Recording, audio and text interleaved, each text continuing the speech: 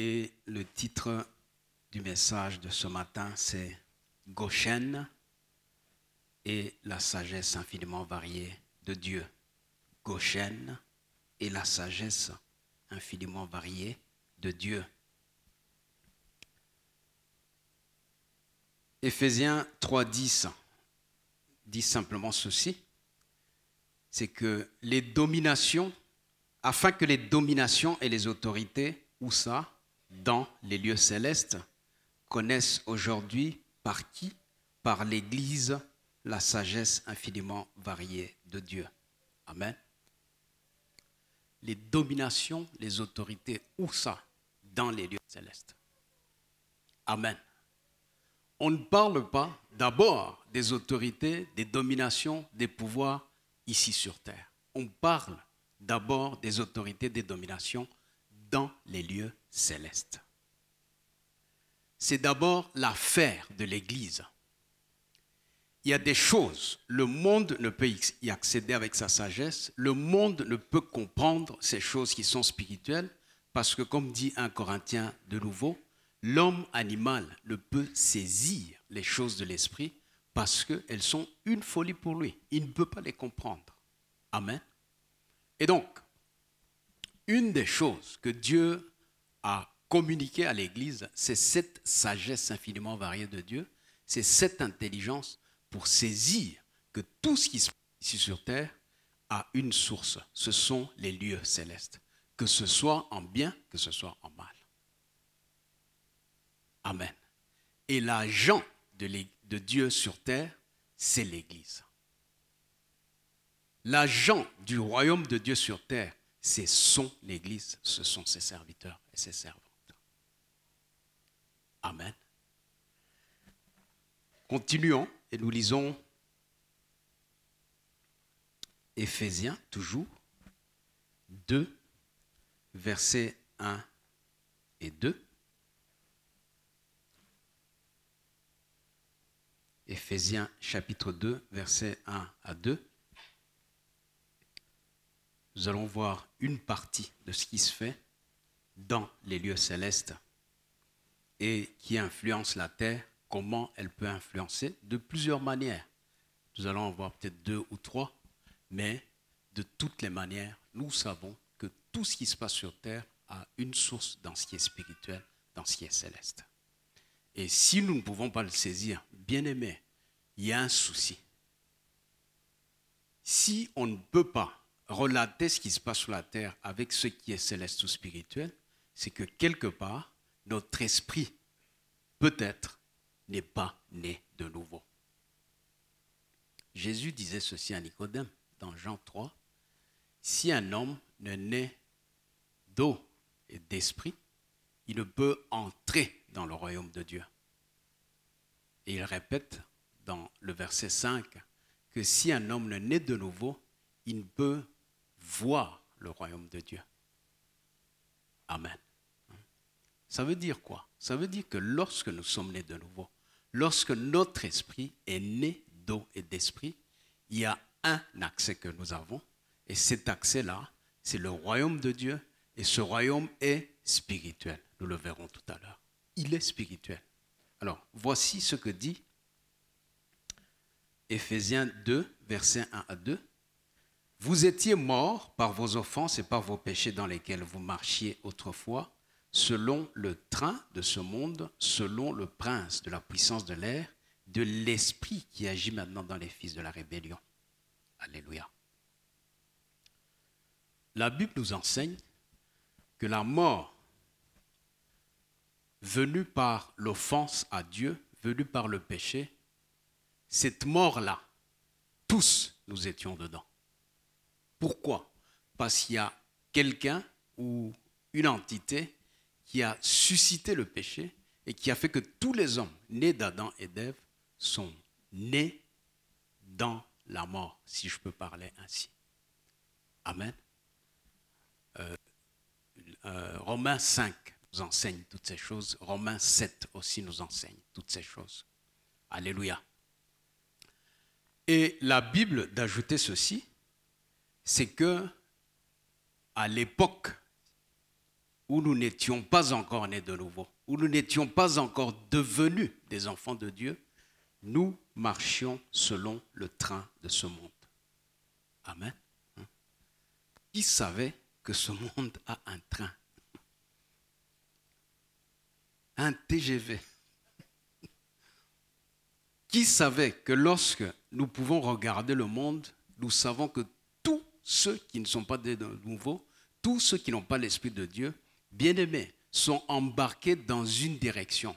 Qu'ils le voient, qu'ils ne le voient pas. Qu'ils le sachent, qu'ils ne le sachent pas. Mais le monde les entraîne certainement quelque part.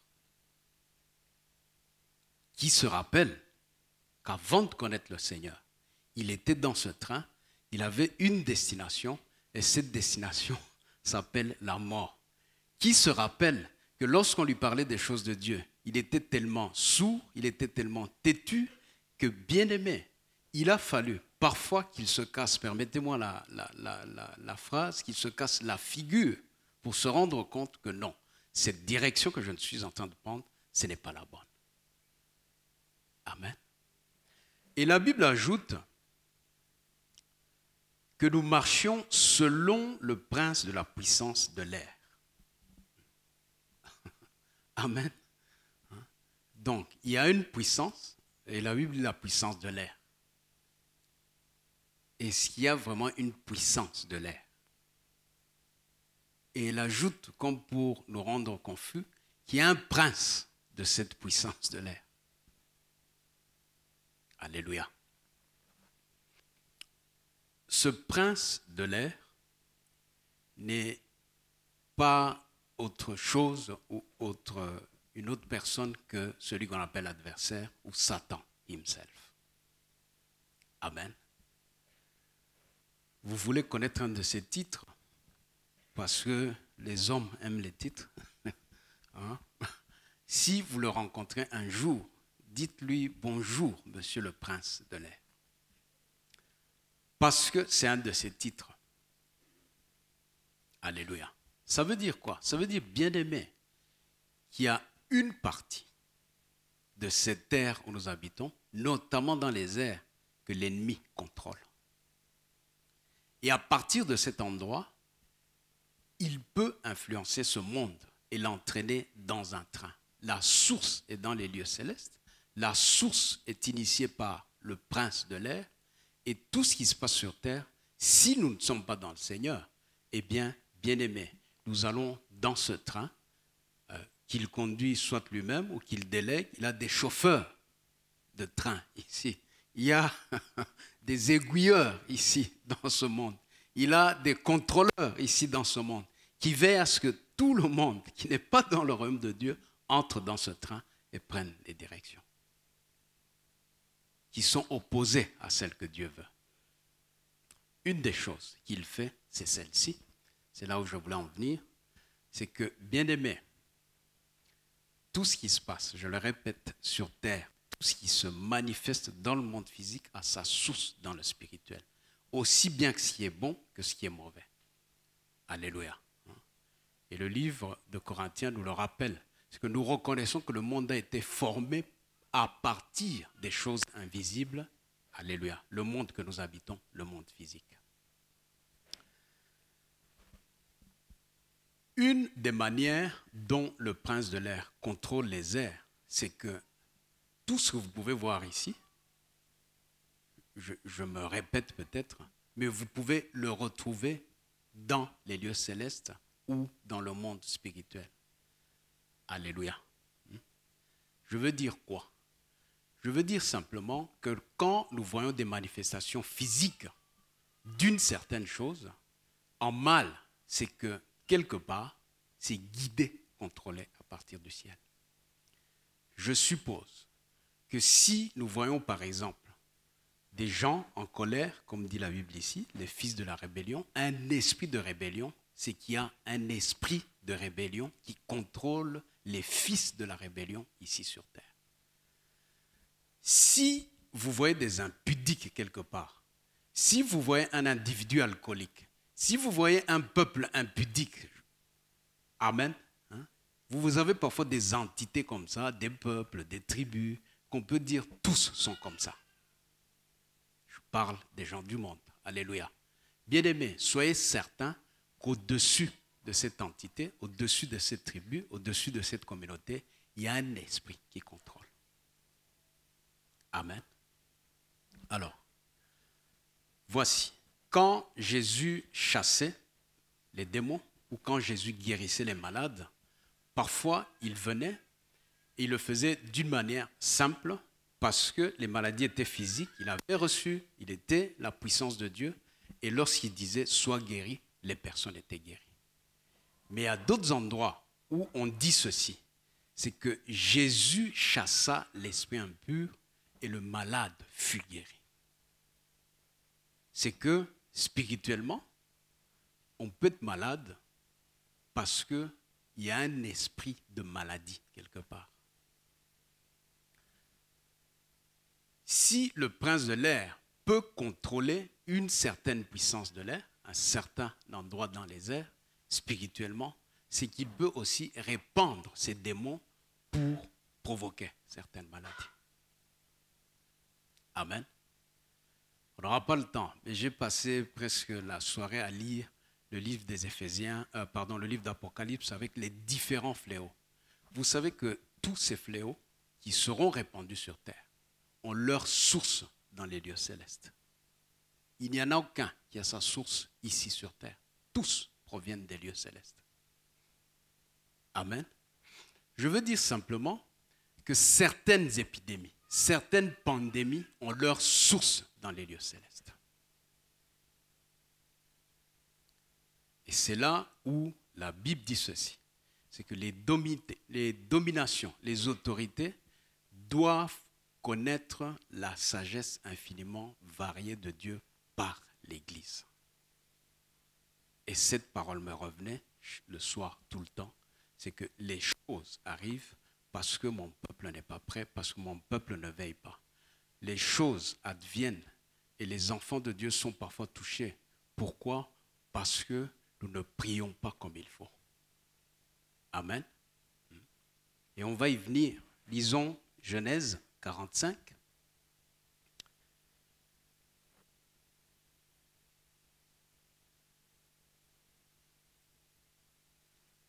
Je n'ai pas envie de parler de la théorie complotiste, alléluia. Même si en passant, on peut en parler un tout petit peu avant de lire Genèse. Mais il y a ceci. C'est qu'ils sont capables de former un projet commun. Ils sont capables de se mettre ensemble. Ça, ce sont les agents du prince de l'air, ce sont les agents du prince de ce monde, ceux qui gouvernent ici sur terre, ceux qui ne gouvernent pas officiellement, ceux qui gouvernent dans un monde parallèle. Ceux-là, alléluia. Ceux qui sont, si vous voulez, dans les loges, dans les fratries, etc., etc. Toutes ces personnes-là. Amen. Ils peuvent se mettre ensemble pour un projet commun. Il peut être politique, il peut être commun, il peut être, économique, il peut être de toutes sortes. J'entendais un débat il y a 2-3 jours à la RTB, à la radio. Amen. Vous allez dire, il écoute la radio, j'écoute la radio. Je n'écoute pas tout, mais j'écoute les choses importantes. Pourquoi? Parce que les chrétiens, nous avons, et je le répète souvent, ce défaut. C'est de croire que ce qui se passe dans le monde ne nous concerne pas. Quand est-ce que cela va nous concerner? Pourquoi est-ce que nous sommes sur terre? Si Dieu ne voulait pas que nous soyons concernés, eh bien, bien-aimés, pourquoi nous amener sur terre? Pourquoi la Bible dit qu'il faut que le monde connaisse la sagesse infiniment variée de Dieu par l'Église? Amen. Et donc, je suivais ce débat à cause de ce qui se passe du Covid-19. Là, les gens disaient ceci. Au fait, la mondialisation est un piège.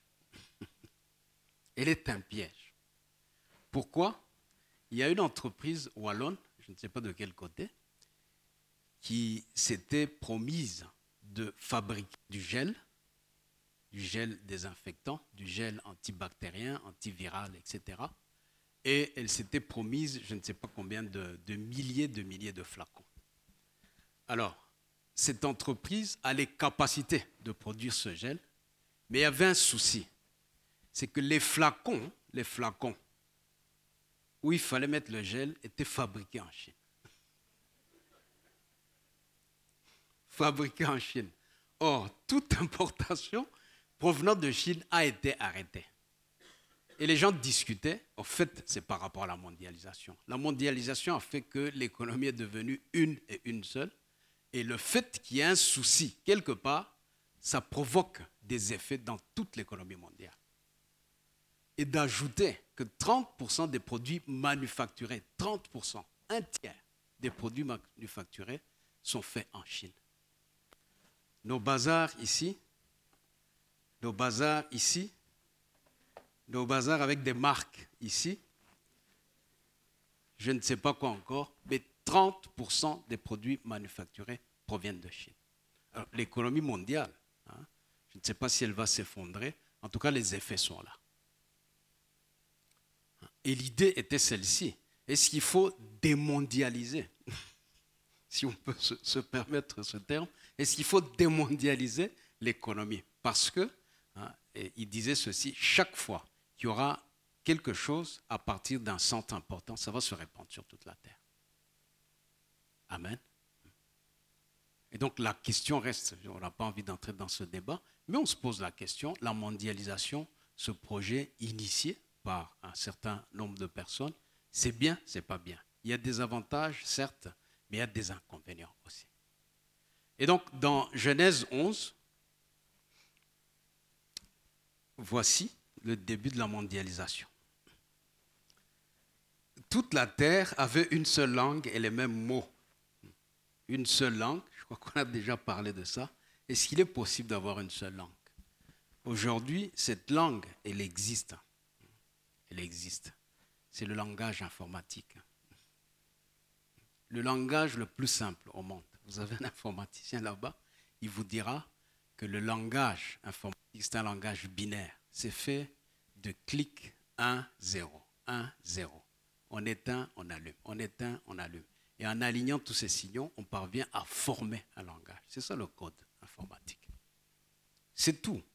Et aujourd'hui, c'est un monde relié, c'est un monde connecté, c'est un monde numérique. Et à l'époque, quand Jean parlait du chiffre de la bête, c'était difficile de savoir ce que c'est. Mais aujourd'hui, on le sait. Dans la retraite des hommes, nous avons encore vu comment, je crois que c'est dépassé, les trucs des codes barres. Mais à un moment, pour entrer dans cette ère-là, quand on a inventé les codes barres, vous voyez sur tous les produits qu'au début de chaque code, et à la fin de chaque code, et au milieu de chaque code, il y avait 2 fines barres, et 2 barres représentent un chiffre X ou Y. Et ces chiffres, avec les 2 barres toutes fines, parce qu'il y a des barres plus grosses, représentent 6, celle du début, 6, celle du milieu, et 6, celle de la fin.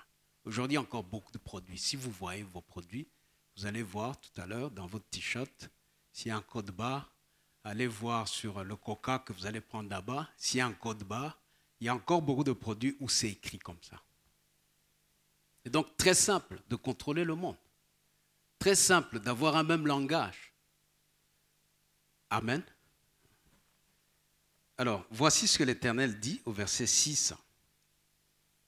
Et l'Éternel dit, voici, ils forment un seul peuple et ont une même langue, et c'est là ce qu'ils ont entrepris.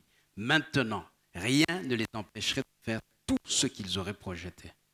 Et Dieu dit ceci, au verset 7, allons, descendons, et là, confondons leur langage, afin qu'ils n'entendent plus la langue les uns des autres.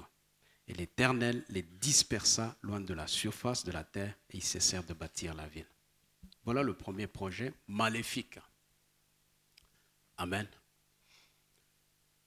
Et Dieu se rend compte que personne ne pourra empêcher ce projet si lui-même le descend.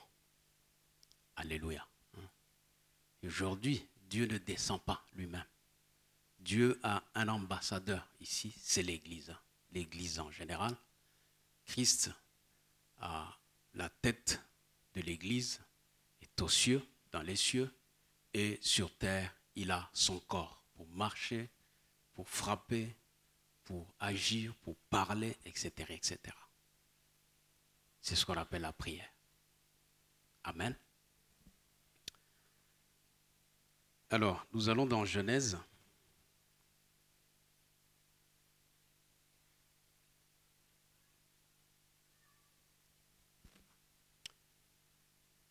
Il y a eu une grande famine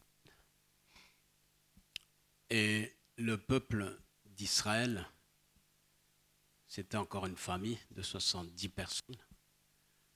Et quelque part, du côté de Canaan, il y a une grande famine.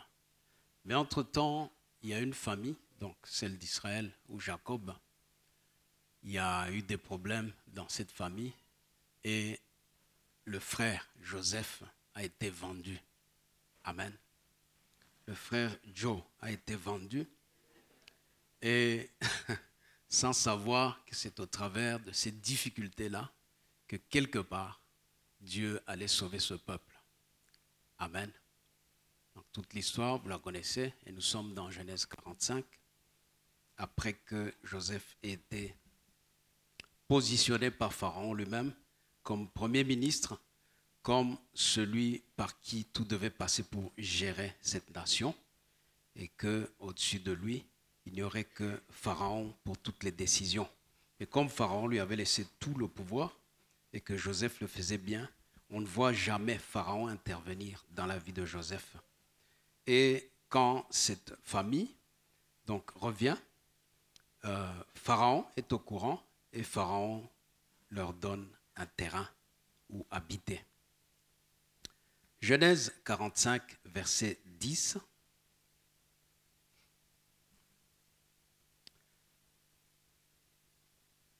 Genèse 45, 10. Tu habiteras dans le pays de Goshen et tu seras près de moi, toi, tes fils et les fils de tes fils, tes brebis et tes bœufs et tout ce qui est à toi.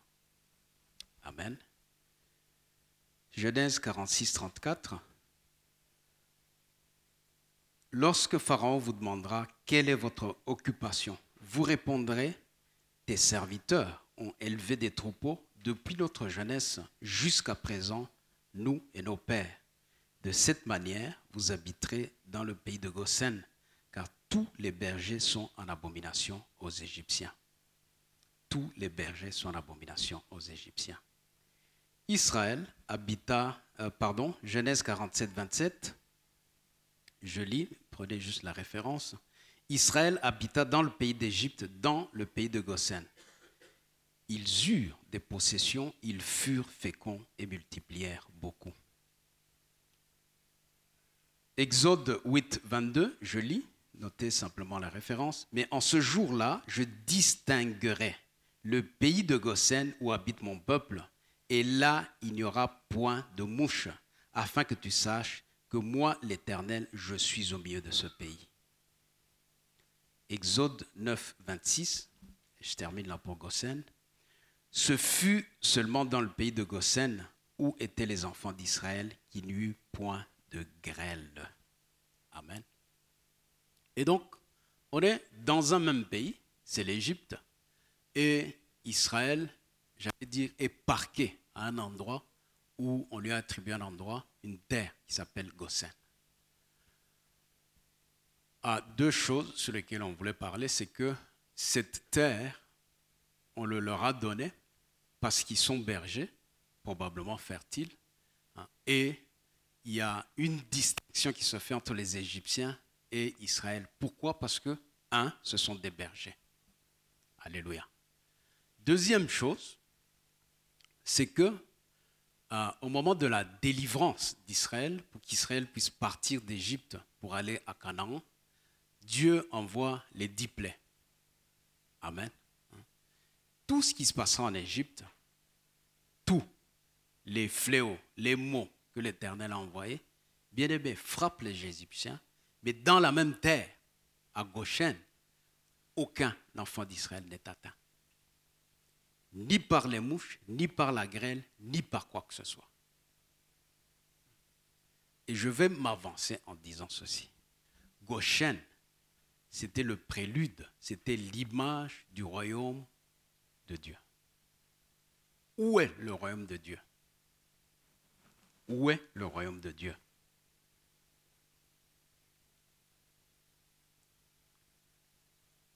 Luc 17, 21. Luc 17, 21. On ne dira point, il est ici ou il est là, car voici le royaume de Dieu est au milieu de vous. Certaines versions traduisent, le royaume de Dieu est en vous. Mais s'il est au milieu de nous, c'est que c'est un endroit, c'est un lieu qu'on ne voit pas physiquement, qui n'est pas défini physiquement, parce qu'il y en a qui habitent au Lué, il y en a qui habitent Molenbeek, il y en a qui habitent Zélik, il y en a qui habitent au Pouek, il y en a qui habitent toutes les communes ici. Alléluia. Mais bien aimé, le royaume de Dieu est au milieu de vous et le royaume de Dieu est en vous. Goshen est au milieu de vous, Goshen est au-dedans de vous. Alléluia. Et voilà, Goshen, Gimel, Shin, Nun, c'est ça Goshen. Gimel, Shin, Nun. Gimel pour le déplacement, Gimel pour le passage, Shin pour la destruction et Nun pour la vie. C'est quoi Goshen? C'est l'endroit où tu dois te déplacer pour éviter que ta vie soit détruite. Gimel, c'est l'endroit où tu dois te déplacer. Nun, qui est à la fin, pour que ta vie et le Shin, la destruction, ne soient pas détruites. Et c'est ce que Dieu, dans sa sagesse infiniment variée, à l'époque avait fait, c'est qu'il savait à l'avance que l'Égypte, Pharaon, allait subir son châtiment et il a pris soin d'amener son peuple où? À Goshen. Et aujourd'hui, il y a plus que Goshen. Aujourd'hui, il y a le royaume de Dieu, il y a un roi qui règne dans ce royaume, c'est notre Seigneur Yeshua. La seconde chose, c'est que on dit ici que les abominations avaient en horreur les bergers. Amen. Il y a une question. Est-ce que les Égyptiens ne mangeaient pas les brebis, ne mangeaient pas les chèvres, ne mangeaient pas toutes sortes de viandes? Si. Alléluia. Les Égyptiens adoraient même les animaux. Dans leur panoplie de divinités qu'ils adoraient, il y avait même des brebis et des agneaux. Alors, on ne dit pas qu'ils avaient en horreur les animaux. Non, ils avaient en horreur qui? Les bergers. Pourquoi? Alléluia. Parce que nous sommes en train d'exercer le sacerdoce. Parce que nous sommes un royaume de sacrificateurs. Alléluia. Nous avons appris que nous sommes des bergers. Et donc, les Égyptiens, ou le système de ce monde, le train de ce monde, l'Égypte représente le monde, bien aimé, pourquoi est-ce qu'elle hait les bergers? Elle hait les bergers parce qu'ils ont la sagesse infiniment variée de Dieu qui peut les distinguer d'eux. Et aujourd'hui, dans les temps qui vont venir, vous verrez la persécution qui va commencer. Dans certains endroits, elle a commencé. Pourquoi? Parce qu'on ne veut pas de bergers, on ne veut pas d'hommes ou de femmes de Dieu qui prennent soin du troupeau de Dieu pour que ce troupeau-là ne soit pas affecté par les choses qui se passent dans ce monde. On en a parlé pendant la retraite des hommes. Le contexte actuel de l'homme aujourd'hui, de l'homme de Dieu, de l'homme que Dieu veut, bien aimé, c'est pour un temps comme celui-ci. C'est dans un contexte comme celui-ci. C'est dans le contexte de la mondialisation. C'est dans le contexte où toutes ces choses que les gens ne voient pas, nous devons être capables de les voir en temps comme dans cette église et dans d'autres églises. C'est ça le contexte. Et à ce titre, nous sommes des bergers. Et à ce titre, vous serez haïs. La Bible dit que s'ils ont traité ainsi le bois vert, qu'en sera-t-il du bois sec? S'ils vous ont traité comme ça, mes disciples, s'ils m'ont traité comme ça, le maître, comment est-ce qu'ils ne traiteront pas ainsi les disciples? Alléluia. Nous avons des clés, le Seigneur nous les a données. Voici, Matthieu, 16, 19.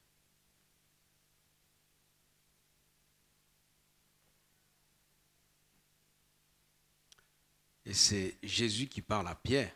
Pourquoi? Parce qu'il avait reçu la révélation. Vous savez, quand il commence à demander à ses disciples, qui dit-on que je suis? Celui qui a reçu la révélation, c'était, j'allais dire presque, le plus charnel d'entre les tous, le plus bagarreur. Mais il y a un moment où il y a une petite fenêtre là, céleste qui s'ouvre, et Dieu donne une révélation, et Pierre voit Jésus réellement. Qui est Jésus? Il parvient à discerner, non, cet homme avec qui on marche tous les jours, on est tellement habitué à lui, c'est vrai. Et même Pierre voulait prendre sa défense, comme si tu pouvais défendre Dieu, comme si tu pouvais empêcher le plan de Dieu de s'accomplir, à un certain moment, juste après. Donc la révélation était partie. Mais cette révélation qu'il venait d'avoir sur qui était Jésus, le Fils du Dieu vivant, le Messie, voilà ce que Jésus lui dit. Parce qu'il a la révélation, parce qu'il a reçu cette sagesse infiniment variée, il dit ceci: je te donnerai les clés du royaume des cieux. Ce que tu lieras sur la terre sera lié dans les cieux, et ce que tu délieras sur la terre sera délié dans les cieux. Vous allez dire, bon, peut-être c'est à Pierre simplement, mais voilà ce que dit Matthieu 18. Vous connaissez Matthieu 18. Je vais le lire, Matthieu 18, 18 à 20. Je vous le dis en vérité, tout ce que vous lirez sur la terre sera lié où? Dans le ciel. Sera lié où? Dans les lieux célestes. Et tout ce que vous délierez sur la terre sera délié dans le ciel. Je vous le dis encore que si 2 ou 3 d'entre vous s'accordent sur la terre pour demander une chose quelconque, elle sera accordée par mon Père qui est dans les cieux. Car là où 2 ou 3 sont assemblés en mon nom, je suis au milieu d'eux. Amen. Bien-aimés, l'Église est l'agent de Dieu. L'Église, dans sa position, est assise dans les lieux célestes. Assise dans les lieux célestes. C'est ce que nous devons comprendre. Nous avons été sauvés. Et quand nous avons été sauvés et que Jésus est monté, bien-aimé, il nous a fait asseoir avec lui dans les lieux célestes. C'est ça l'Église. Nous sommes physiquement sur terre, mais notre esprit est là-bas, déjà. Notre esprit est assis à la droite du Père. Et c'est à partir de cet endroit que nous exerçons l'autorité. Amen. Mais entre-temps, nous sommes sur terre. Entre-temps, les événements qui se passent dans les lieux célestes affectent la terre, mais nous sommes sur terre. Et la Bible de nous rappeler que nous avons reçu ce pouvoir de lier sur terre, et ce que nous lions sur terre, ou ce que nous interdisons sur terre, est interdit également dans les lieux célestes. Et que ce que nous délions sur terre, ce que nous autorisons sur terre, est également autorisé dans les lieux célestes. Il y a une interaction, il y a cette dimension permanente dans laquelle nous devons comprendre que Dieu veut que nous puissions opérer, c'est que sur la terre et dans les lieux célestes, il y a des mouvements sans cesse qui se font. Et que l'Église, son rôle, c'est d'arrêter certaines choses, d'autoriser certaines choses, de les autoriser quand elles viennent de Dieu et de les empêcher quand elles ne viennent pas de Dieu. Amen. Et ce matin, cet éveil-là, de dire qu'au fait, si nous marchons avec la pensée du monde, si nous marchons selon l'esprit de ce monde, nous aurons quelque chose qui va entrer dans nos vies, qui va entrer dans nos cœurs et qui nous empêchera d'agir. C'est la peur. C'est la crainte. Alléluia. Quand je vois sur WhatsApp les choses qu'on s'envoie dans une période comme celle-ci, bien aimé, ça vient dans tous les sens. Tu vois les serviteurs de Dieu intervenir dans tous les sens. Tu vois qu'ils minimisent la chose comme si elle n'existait pas. Ce n'est pas vrai. Elle existe, cette chose. Ce virus tue aussi des chrétiens. Ce virus affecte aussi des chrétiens. Alléluia. Mais nous avons reçu la capacité de lier et de délier. Nous avons reçu la sagesse infiniment variée de Dieu. Par les meurtrissures de Jésus, nous sommes guéris. Mais il faut que nous soyons vigilants et que nous sachions qui nous sommes. Vous savez qu'il y a des choses que le monde sera incapable d'arrêter. Vous savez qu'il y a des choses où Dieu attend que ce soit l'Église qui arrête certaines choses. Vous savez qu'il y a des inventions que Dieu a données aux païens parce qu'il n'a pas trouvé un chrétien qui demandait « Seigneur, donne-moi la formule de cette chose ». Vous savez cela. Vous savez que nous demandons des choses qui n'ont rien à voir avec la volonté de Dieu. Vous savez que nous ne sommes pas concernés par ce qui se passe ici sur terre afin que Dieu puisse montrer sa sagesse infiniment variée de Dieu. Il y a 3-4 semaines, le Seigneur nous avait demandé de prier pour la Chine. Alléluia. Je ne sais pas si on l'a fait sérieusement. Je sais qu'un lundi, on a essayé de prier rapidement comme ça, mais bien aimé, on peut faire plus. Et ces choses n'étaient pas encore ici en Europe. Alléluia. Je suis parfaitement de ceux qui croient que l'Église peut lier et délier les choses qui ont leur source dans le monde spirituel. Jésus chassa l'esprit impur et le malade fut guéri. Alléluia. Et donc, on parle de la crainte. La Bible dit ceci, c'est dans 2 Timothée 1,7. Vous n'avez pas reçu un esprit de crainte, mais un esprit d'amour, un esprit de sagesse, un esprit de puissance. Voilà ce qui doit conduire, ce qui doit véhiculer l'enfant de Dieu. C'est l'esprit d'amour, l'esprit de sagesse, l'esprit de puissance. Et je lis encore Hébreux 2.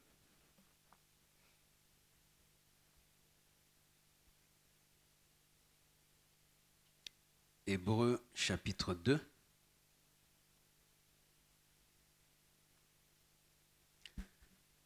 Ainsi, versets 14 à 16. Ainsi donc, puisque les enfants participent au sang et à la chair, il y a également participé lui-même, on parle de Jésus-Christ, afin que par la mort, il anéantit celui qui a la puissance de la mort, c'est-à-dire qui, le diable, et qu'il délivra tous ceux qui, par crainte de la mort, étaient toute leur vie retenus dans la servitude. Amen. Vous savez que la crainte de la mort, c'est une servitude. La crainte de la mort pour un enfant de Dieu, c'est une servitude. Et quand on parle de servitude, on parle de quelqu'un qui est lié et qui est donc empêché d'agir. Tu ne peux pas prier correctement quand tu as l'esprit de peur qui te domine. Tu vas prier, Papa Jacques en a parlé pendant la veille, tu vas prier motivé par la peur. Tu vas attaquer dans tous les sens. Tu vas provoquer de la confusion, parfois, parmi les enfants de Dieu. Amen. Je disais, je ne sais pas ce monsieur d'où il vient, en tout cas un Africain, qui donnait ses solutions miracles, qui disait qu'il fallait boire de l'eau chaude, qu'il fallait je ne sais pas quoi, des choses incroyables, qui disait que ce virus n'existe pas, que c'est quelque chose inventé, permettez-moi, par les Européens, etc., et que ça n'a pas d'effet sur les Africains. C'est incroyable. Alléluia.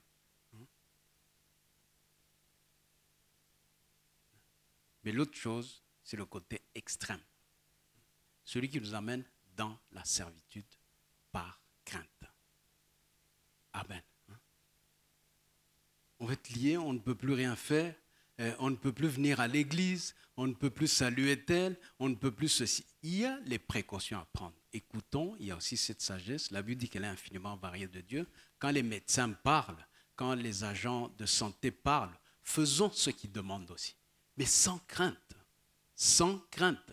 Parce que si la crainte entre jusque dans ta maison, toi qui es marié, bien aimé, tu vas faire chambre à part avec ta femme. Le jour elle éternue, où tu reviens, tu as toussé un tout petit peu. Non, non, non, non, non, non. Hein?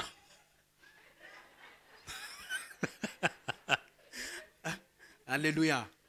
C'est ça la servitude. C'est vraiment être lié, c'est perdre contrôle de ses sens. Pourquoi? Parce que l'émotion, quand elle est là, un enfant de Dieu n'est pas conduit par ses émotions. Un enfant de Dieu est conduit par l'esprit, via son esprit. Amen. Le verset 16 dit ceci, car assurément, ce n'est pas des anges qu'il vient en aide, mais c'est la postérité d'Abraham. Vous voulez que le Seigneur vienne en aide à qui ici? Vous croyez qu'il y a un ange qui a le coronavirus? Vous croyez qu'il y a des anges qui font des accidents? Vous croyez qu'il y a des anges qui ont faim et soif? Vous croyez qu'il y a des anges qui vont mourir? Vous croyez qu'il y a... Alléluia. Il vient en aide à la postérité d'Abraham, c'est-à-dire nous. Amen. Alléluia. Et donc, bien-aimé, dis à ton voisin, tu n'es pas seulement Goshen.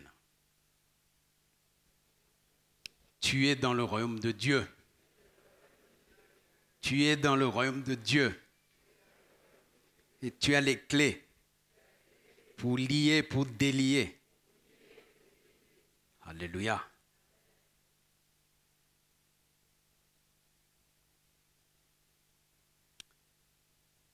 Je voulais faire un peu d'hébreu, mais je vais m'en passer.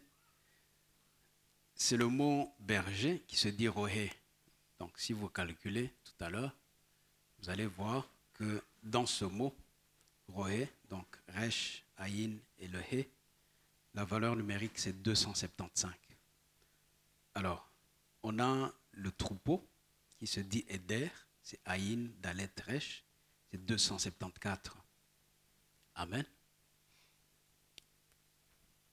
Et on a vu que les Égyptiens aimaient bien les troupeaux. Ils font eux-mêmes, ou ils avaient eux-mêmes des animaux, et ils adoraient même certains animaux, mais ils haïssent les bergers.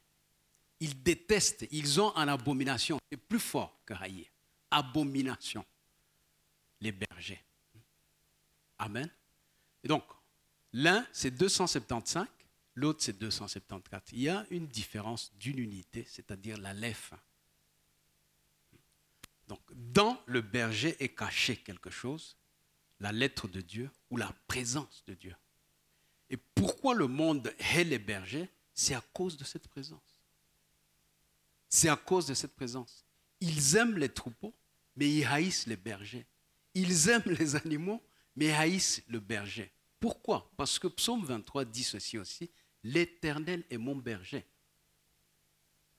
Et donc en nous, en vous, ils voient la présence de Dieu, ils voient l'Éternel et ils ne peuvent que vous haïr. Alléluia. Et donc comprenons, bien-aimés, que le système de ce monde, s'il peut te faire du mal, ne voit pas les personnes X, Y qui sont là, voit ceux qui les contrôlent. Il vous fera du mal, s'il peut vous faire du mal. Pourquoi? Parce qu'au travers de celui qui vient devant toi, au travers de celui qui te veut du tort, il y a une puissance qui le contrôle parce qu'il est encore dans le train de ce monde et c'est la puissance de l'air. Ça peut se faire individuellement, ça peut se faire collectivement. Vous avez tous suivi comme nous l'origine de ce virus et d'autres qui ont précédé. Quelle est l'origine? On ne sait pas. En tout cas, tout part d'un laboratoire. Ce ne sont pas des virus naturels. Il y a celui-là, il y en a 3 ou 4 encore. On parle d'Ebola, on parle du sida, on parle de toutes ces choses. Du SARS, on parle de toutes ces choses. Bien sûr, la source, puissance de l'air, mais là, dans les airs, là, dans les lieux célestes, et même parfois dans les eaux, et même parfois sous terre, etc., il y a aussi des laboratoires. Il y a aussi des puissances. Il y a des hôtels qui sont bâtis par les agents du prince de l'air ici sur terre pour que les mêmes personnes que le diable veut utiliser reçoivent la révélation qui ne vient pas de Dieu. Amen. Vous savez que tout ce que nous faisons ici est inspiré d'une manière ou d'une autre. Vous savez que je prends juste l'exemple de la musique. La musique est céleste, elle est spirituelle avant tout. C'est pour ça que vous verrez souvent comment la musique, la louange chrétienne est tellement combattue. Les gens commencent bien, ils finissent mal. Comme celui qui était le chef de la musique au ciel. Très bien commencé. Lucifer est un très beau nom. Alléluia. Lucifer veut dire celui qui porte la lumière. Quelqu'un m'a demandé est-ce que je peux appeler mon enfant Lucifer. J'ai dit, s'il te plaît, laisse tomber parce que parfois tu vas l'appeler, c'est l'autre qui va venir. Donc, rien que pour ça, il ne faut pas que quand tu appelles, quelqu'un d'autre se présente. Hein. Mais sinon, ça veut dire celui porteur de lumière. Hein. Alléluia. Hein.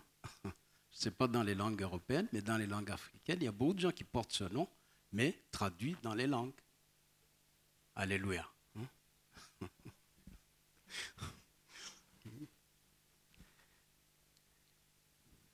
Alléluia. Alors, bien-aimés, nous voulons terminer par Goshen. Le mot Goshen, également sa valeur numérique, c'est 353. Amen. Et il y a un mot similaire. Vous savez que quand deux valeurs numériques s'équivalent, ça veut dire qu'elles ont quelque part la même signification et qu'il y a un rapport. Hein, si je dis 2 égale 2, et que 2 d'un côté de l'équation veut dire quelque chose et que 2 de l'autre côté veut dire autre chose, c'est que ces deux choses s'équivalent aussi. C'est comme si je disais x égale y. Il faut découvrir ce que c'est x, il faut découvrir ce que c'est y. Goshen, c'est 353. Je ne parle pas de la valeur finale du même, mais quand on les calcule dans leur valeur initiale, c'est 353. Et il y a un autre mot, c'est le mot simha, simha qui veut dire bonheur. Bonheur égale 353. Donc Goshen et bonheur égale la même chose. Alléluia. Nous allons nous lever et nous allons lire un psaume. 91. Ceux qui ont l'Esprit de Dieu. Alléluia.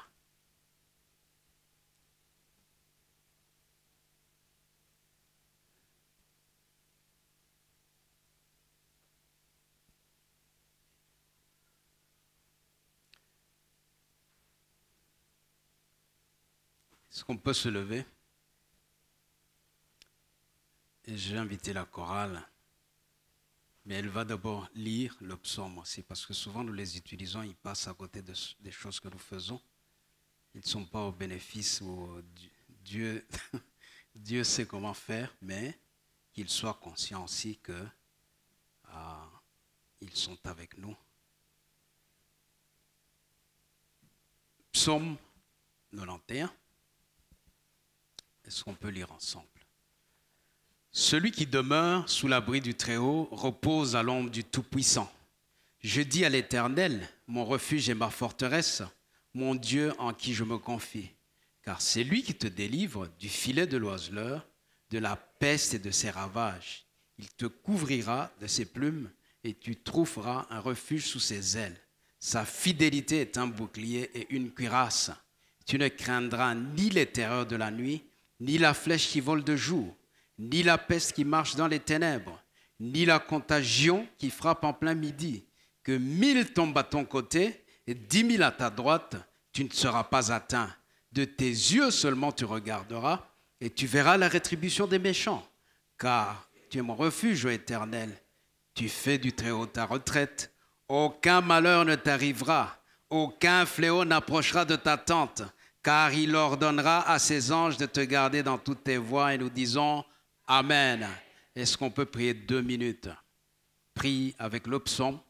Prie pour ta maison. Prie pour ta famille. Prions ensemble. Au nom puissant de Jésus. Merci Seigneur pour ta grâce. Merci pour Goshen. Merci pour le royaume de Dieu. Merci Seigneur, ô Dieu Tout-Puissant. Parce que Seigneur, ô Dieu, nous demeurons sous ton abri. Merci Seigneur, parce que tu es notre refuge et notre forteresse pendant ces temps-ci. Merci parce que nos foyers, nos familles sont couvertes. Merci parce que nos assemblées sont gardées. Tu es le refuge et la forteresse dont nous avons besoin. C'est toi qui nous délivres du filet de l'oiseleur, du filet du prince de la puissance de l'air.